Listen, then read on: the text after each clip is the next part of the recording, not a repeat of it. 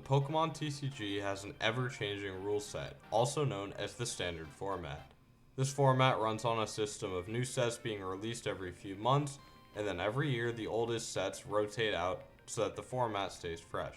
However, this seemingly simple system has a visible pattern of repeated decisions that makes the game designers look like geniuses.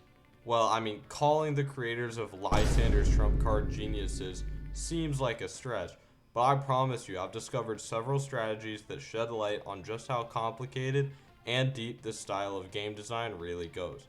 So, let's talk. Now that I've told you a bit about how the standard format works, it's time to go a little more in depth. For the most part, with very few exceptions, the modern era of Pokemon has followed a 3-year rotation cycle that keeps repeating every generation, usually after the World Championships. This is similar to the VGC's old format cycle, with the restricted format at the end of the generation, and the other two formats, I forget, it's like National Dex, Regional Dex, whatever. The first of these are what I call the pre-gen formats, where almost all expansions from a generation are legal. Think of this as like Black and White base set through Plasma Freeze, or Sword and Shield base set through Astral Radiance. However, this one does have a little bit of an asterisk, so we'll come back to that later. Then there are the early gen formats.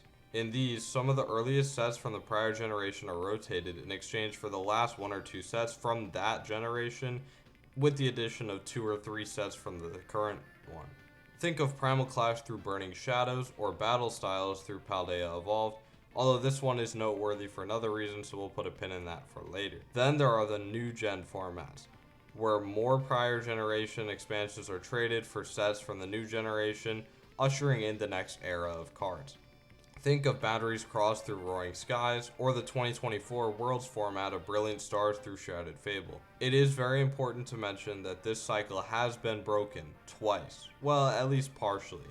The first time it wasn't as bad, but the second time it was a disaster. The World Championships still have the same structure as what I've just described, but the yearly rotation has changed in a lot of ways, most importantly in the date. In the past, rotation used to happen as soon as the World Championships was over and the next set after Worlds was released. The first time this system was broken was in the Sun and Moon through Unbroken Bonds format of 2019. This break in the system mostly had to do with the fact that the Unified Minds expansion was set to release exactly 2 weeks before the World Championships, meaning that it would be legal for that event. This led to Pokemon doing an emergency rotation of the standard format. Well, I mean, I wouldn't call it an emergency rotation, but it was a rotation right before Worlds, meaning Worlds was the first event in a brand new format. Ironically, this also happened in the VGC, when the 2023 World Championships were the first major in a brand new format as well. I guess Pokemon has a habit of making split-second rotation decisions right before Worlds, I don't know.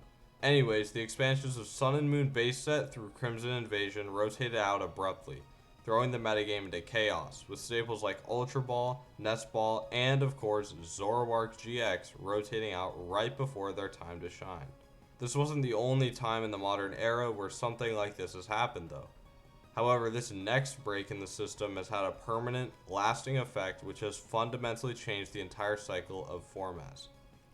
After the 2022 World Championships, Silver Tempest was released.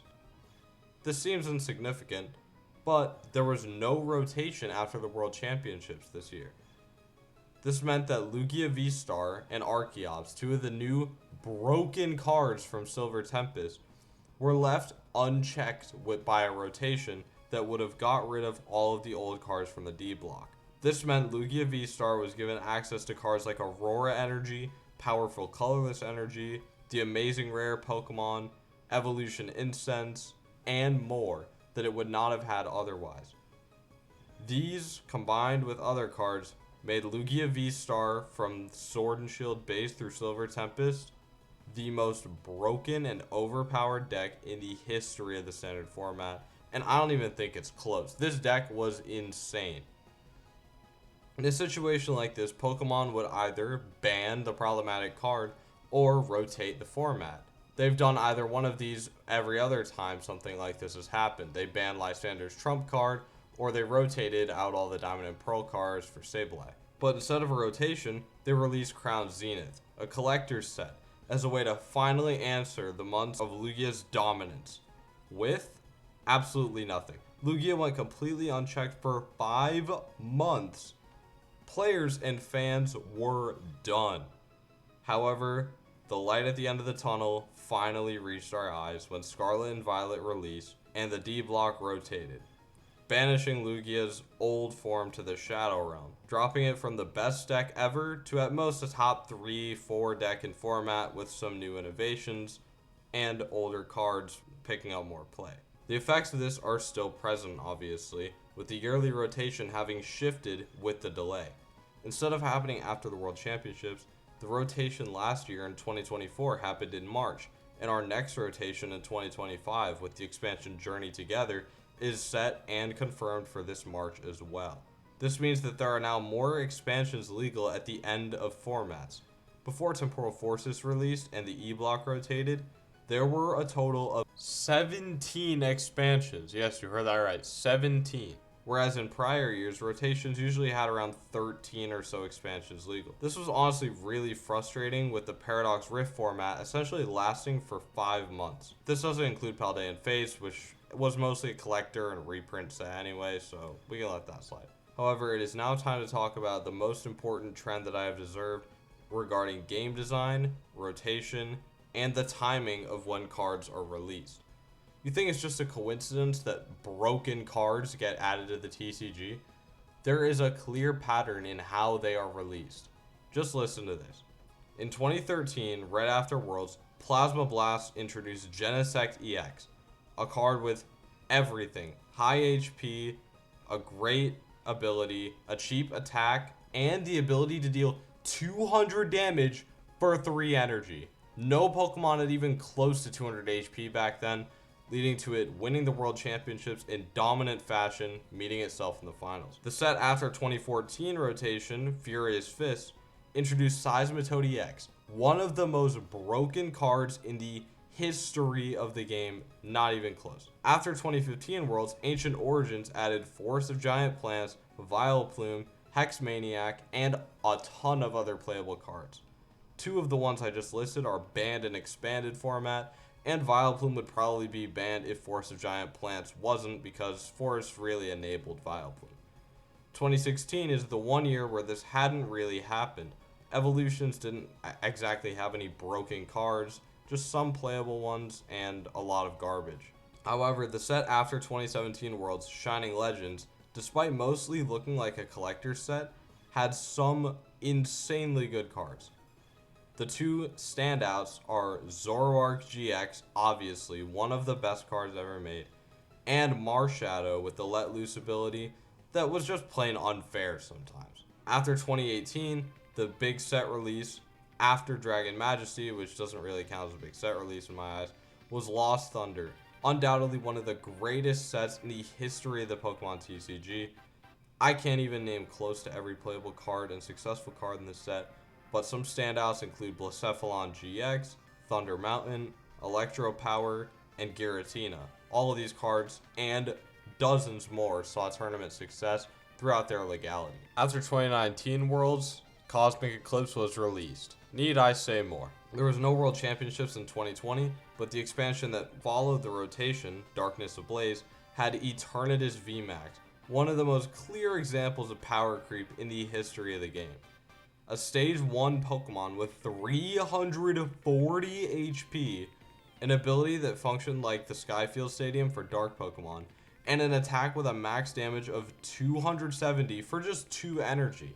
This is crazy. In 2021, although Evolving Skies didn't have as much in terms of era-defining cards, Fusion Strike certainly did not disappoint. Mew VMAX is the most countered deck in Pokemon history, yet it was still winning tournaments, including the World Championships, with multiple counter cards legal at the same time. Pokemon tried everything. They threw everything at the wall to try to get rid of this card. It was completely unstoppable. Truly era defining. The set immediately after Worlds in 2022 was Silver Tempest. Need I say more? The set after 2023 Worlds was Obsidian Flames, with Charizard EX, similar to Eternatus. This was more so just an accelerated power creep rather than anything specifically broken. Although you could argue Charizard EX is broken. I mean, look at this thing. 330 HP, completely broken ability, great and cheap attack that only gets better the longer the game goes on. It was obvious that they tried to make this card as good as possible, and it has been defining the Scarlet and Violet era right in front of our eyes.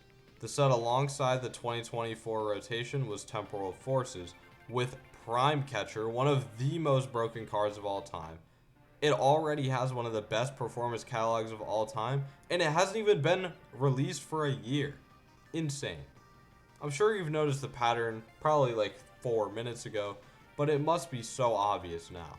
Pokemon really tries to ensure that the expansions with the most anticipation and hype surrounding their release are some of the best of their era, and if they're not some of the best of their era, they're sure to have some cards that are either the best of their era or the best of all time. This information can even try to help us predict the outcome of Journey Together.